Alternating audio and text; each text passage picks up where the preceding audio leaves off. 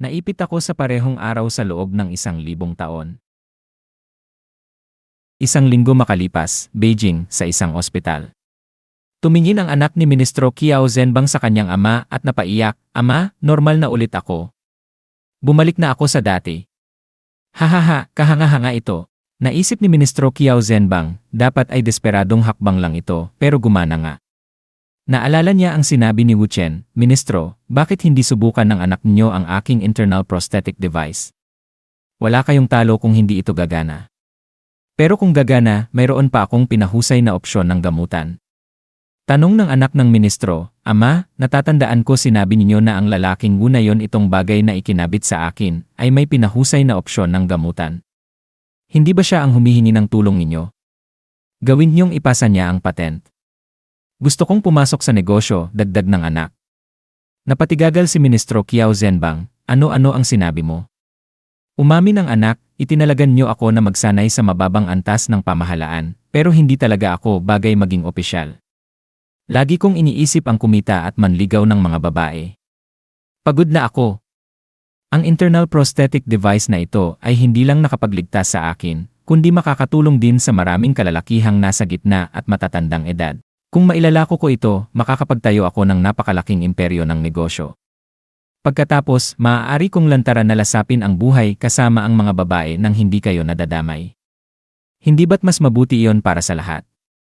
Nakiusat si Ministro Qiao Zhenbang, "Anak, tulungan mo ako, kakausapin ko ulit si Wu Chen." Kinabukasan, sinabi ng ministro kay Wu Chen, "Jelel, gumagana ang internal prosthetic device, at nais kong malaman pa ang tungkol sa pinahusay na gamutan na nabanggit mo." Sumagot si Wu Chen, "Ministro, maaari kayong magsanay kasama ko. Ang tinatawag na pinahusay na gamutan ay ang Taoist 21 Body Refinements na pamamaraan. Isa itong kayamanan para sa pagpapanatili ng kalusugan. Halimbawa, ang breath technique.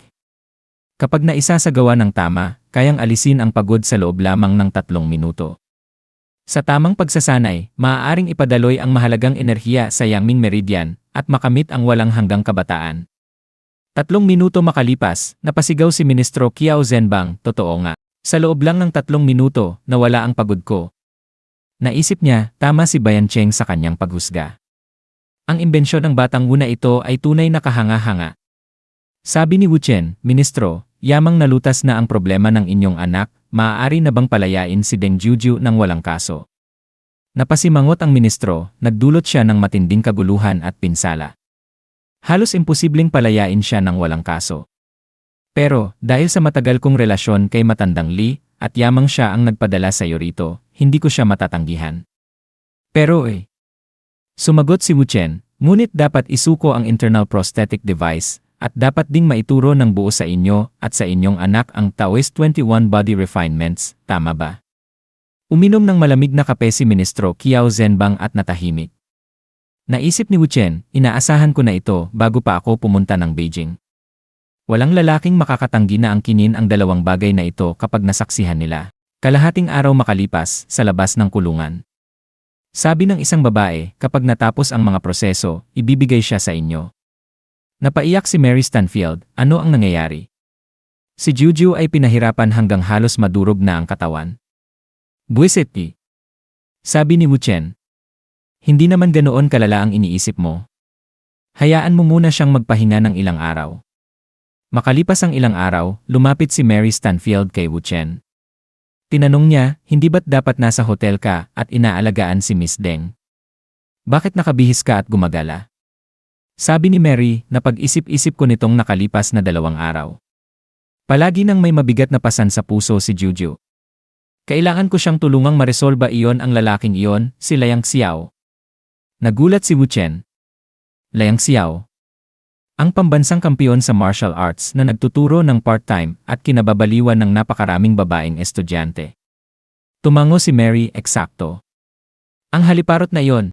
Naisip ni Wu Chen, sa siklong ito ng 1,000 taon, pareho kaming naging disipulo ni Master Chang Zheng sa bundok Wudang, pinag-aralan ang Taoist 21 Body Refinements. Siya ang aking nakatatandang kapatid sa disiplina, ngunit sa takdang panahon na ito, wala siyang alaala noon. Hinawakan ni Wu Chen ang mga kamay ni Mary. "Mary, paano eksaktong sinaktan nila Yang Xiao si Miss Deng?"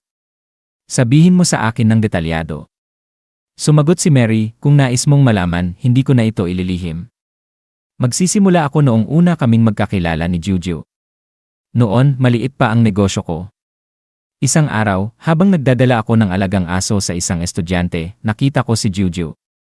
Pag-ibig sa unang tingin yon.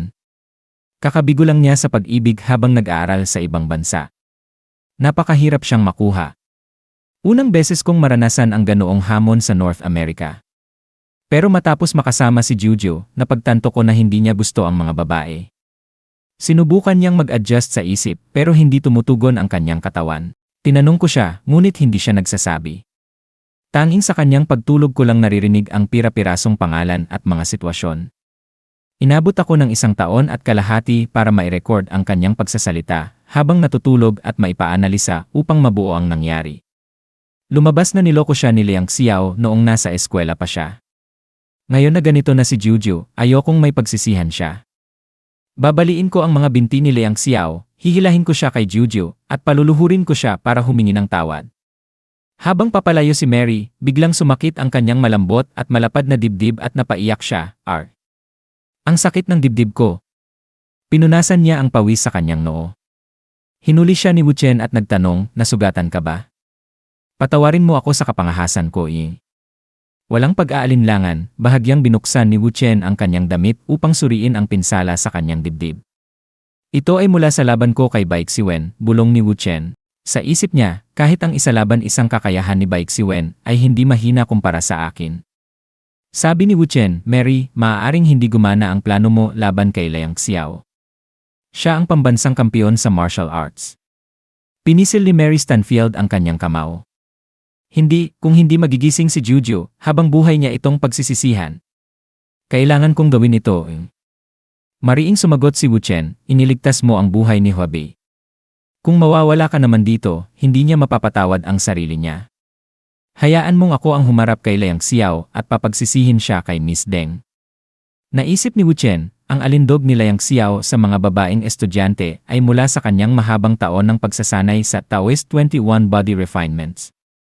Ngayon na kumalat na ang teknik na ito kay Qiao Biancheng, at dahil napakadali nang magpalaganap gamit ang internet hindi ko maaaring hayaan na magsanib puwersa ang dalawa.